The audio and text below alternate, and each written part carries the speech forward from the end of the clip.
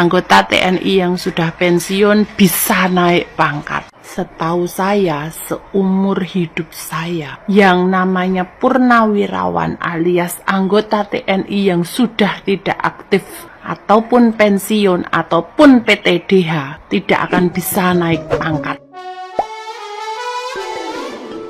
Hola netizen yang tercinta, Ernest Prakasa belakangan dipuji karena prestasi membanggakan dari film yang diproduserinya agak lain. Namun Ernest menuai kritik karena cuitan pribadinya. Baru-baru ini Ernest Prakasa ikut mengomentari kabar Presiden Jokowi yang menganugerahkan pangkat Jenderal Kehormatan kepada Prabowo Subianto. Ernest hanya memberikan komentar pendek bersama pemberitaan yang berisi tentang alasan Jokowi memberikan Prabowo pangkat kehormatan. Atur aja Pak, ya begitulah cuitan Ernest Prakasa. Komentar Ernest Prakasa rupanya dianggap menyindir Presiden Jokowi oleh sejumlah netizen yang berbakti. Mereka mengkritik Ernest dan membela Jokowi. Di sisi lain, tidak sedikit yang membela Ernest Prakasa karena menilai sikap Jokowi sebagai pemimpin akhir-akhir ini cukup ngawur. Sementara pengangkatan Prabowo menjadi Jenderal TNI Bintang 4 memang menuai pro kontra. Pasalnya, Prabowo dilengserkan oleh B.J. Habibie dari jabatannya sebagai Pangkostrad. Pencopotan Prabowo terjadi sehari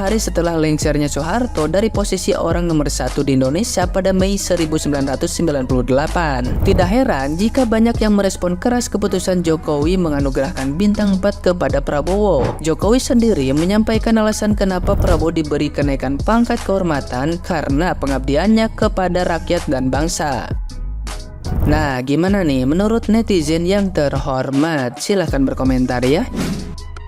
Jadi semacam kenaikan pangkat istimewa dari Pak Presiden dari bintang 3 ke bintang 4, dari Letjen ke Jenderal penuh gitu ya. Adapun alasannya adalah karena Pak Prabowo sangat besar jasanya dalam Kementerian Pertahanan Indonesia. Setidaknya ada 2 sih yang terbersit di benak saya. Kalau jasanya yang mana ya? Lalu bagaimana dengan 2 hal yang selama ini sangat gencar dibicarakan dan tidak pernah dijelaskan? Pertama adalah soal food estate, ya, bagaimana beliau mengelola food estate dan gagal dan tidak ada pertanggungjawaban apapun soal itu. Lalu yang kedua soal pembelian pesawat Emirates dari Qatar ini, yang bahkan ini menjadi sorotan dari lembaga korupsi Uni Eropa terkait markup anggaran yang sampai berlipat-lipat, ya, sampai yang harusnya mungkin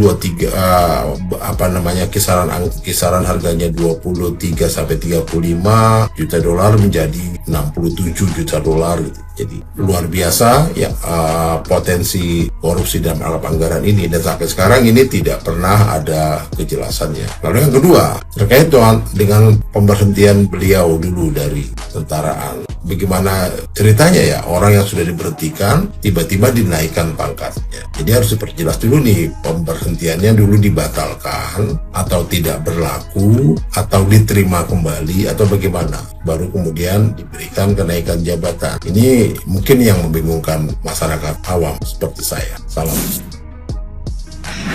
Baru di 2024 masa pemerintahan Presiden Jokowi, seorang anggota TNI purnawirawan alias anggota TNI yang sudah pensiun bisa naik pangkat. Setahu saya, seumur hidup saya, yang namanya purnawirawan alias anggota TNI yang sudah tidak aktif ataupun pensiun ataupun PTDH tidak akan bisa naik pangkat. Kan prajurit TNI aktif, pemberian pangkat kehormatan Prabowo bertentangan dengan UU nomor 20 tahun 2009. Pak Jokowi, emang tidak ada purnawirawan TNI yang lebih berjasa buat bangsa ini kecuali Pak Prabowo? Masih banyak Pak, dan Anda saya kira tidak buta sejarah sebagai seorang presiden. Kenapa hanya Pak Prabowo saja? Masih banyak purnawirawan TNI, bahkan Jenderal Purnawirawan TNI yang segudang prestasinya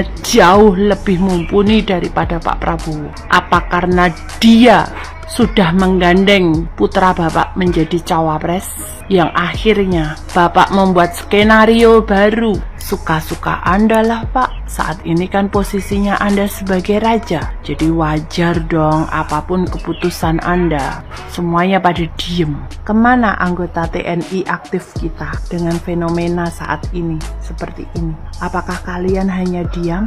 Sudah demokrasi diacak-acak, aturan diacak-acak, undang-undang diacak-acak seperti ini. Ini ada undang-undangnya loh, bahwasanya bukan prajurit TNI aktif, pemberian pangkat kepada Pak Prabowo itu bertentangan dengan Undang-Undang nomor 20 tahun 2009.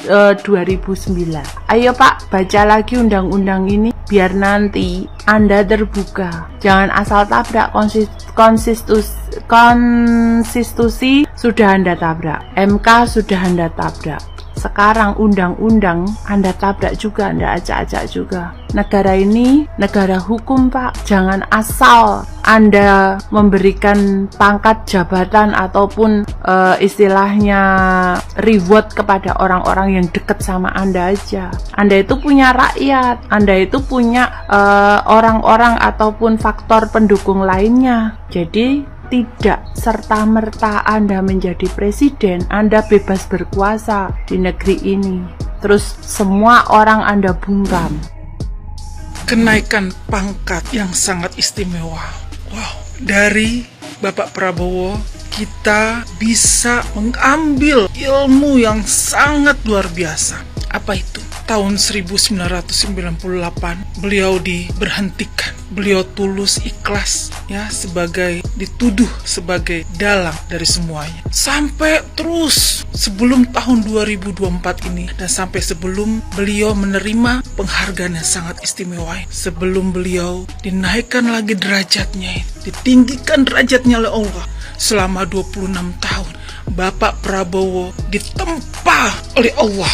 Apa itu? Terus saja bergulir wacana pelanggaran HAM. Selalu itu diucapkan, dilontarkan kepada beliau setiap beliau mengikuti capres. Terus itu menjadi fitnahan, tapi beliau tidak pernah sekalipun pembelaan diri, tidak pernah.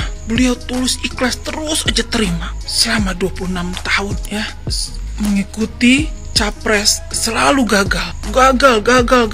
Walaupun terakhir yang 2019 secara di atas kertas menang ya, tetap akhirnya kalah ya kan. Beliau nggak ada marah atau apapun, pembelaan menerima dengan ikhlas. Oh, emang udah aku kalah, mengakui kekalahannya. Sampai kemarin juga saat mengikuti ya kan debat, gimana beliau diserang oleh dua paslon lainnya secara pribadinya Pak Prabowo diserang ya. Beliau tidak melawan, hanya menahan semua sampai matanya berkaca ya kan. Di titik tertingginya saat beliau dengan tulus ikhlas untuk Indonesia ini di tahun 2019 ya, kalau nggak salah nih, beliau sejak menerima menjadi menteri pada 2019 kala, beliau mau bergabung bersama Bapak Jokowi untuk Indonesia ini. Hujatan terus hujatan datang kepada beliau ya, dibilang tidak membela ulama lah dan sebagainya, yang selama ini bersama beliau malah justru bergabung dengan Pak Jokowi. Tapi beliau diam sampai di debat terakhir beliau minta maaf pada dua paslon itu dengan tulus. Tapi ada satu paslon yang justru menyerang, beliau tidak balas sampai akhirnya diutuslah oleh Allah seseorang yang bernama Joko Widodo yang untuk mengangkat derajatnya Bapak Prabowo dengan diberikanlah bintang 4 ya.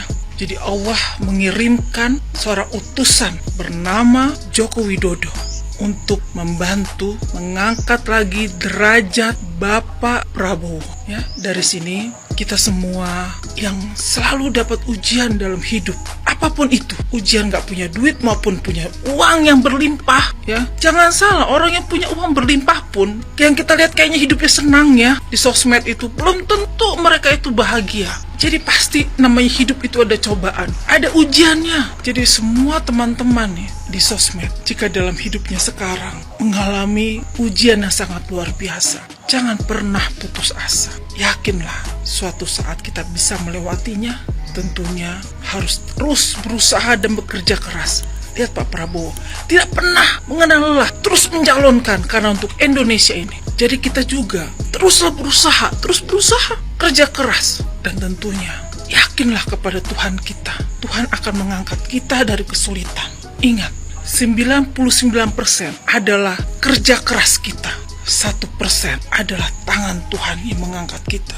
Dari mana 1% itu sangat berarti dibandingkan dengan 99%? Kalau kita tidak punya keyakinan dan kita tidak minta kepada Tuhan kita, kerja keras kita juga sia-sia. Tetapi kita juga kalau cuma kerjanya berdoa aja, tidak ada kerja kerasnya, tidak ada keinginan untuk berubah, itu pun tidak akan pernah terjadi. Ya, jadi buat semua teman-teman harus tetap semangat. Cobaan hidup dalam hidup kita, apapun itulah dalam hidup kita hadapi, kita terjang, jangan pernah putus asa. Kita manusia biasa, saya juga wajar, saya manusia biasa. Pasti ada merasa gimana ya, sudah putus asa gitu. Tapi ingat, kalau kita selalu yakin ada Tuhan bersama kita, Allah bersama kita, yakinlah semua cobaan hidup yang kita hadapi akan bisa kita lewati dan lulus ujian, dan kita akan naik tingkat, naik derajat. Sekali lagi, buat teman-teman sosmed, jangan pernah putus asa. Yakinlah Tuhan bersama dengan kita, dan Dia akan mengangkat kita dari kesulitan yang kita hadapi. Yakinlah.